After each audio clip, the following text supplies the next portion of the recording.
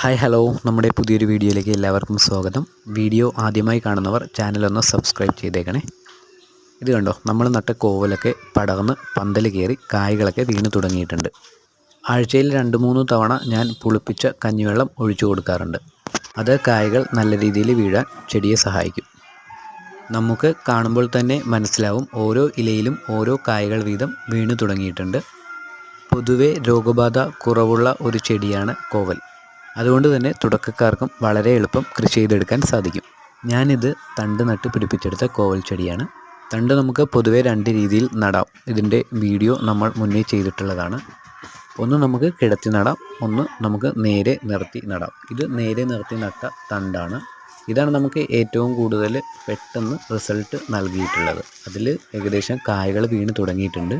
ഞാൻ ഇതിൻ്റെ ഒപ്പം തന്നെ കിടത്തി ഒരു തണ്ട് നട്ടിട്ടുണ്ടായിരുന്നു. അത് പന്തൽ കയറിയിട്ടേ ഉള്ളൂ.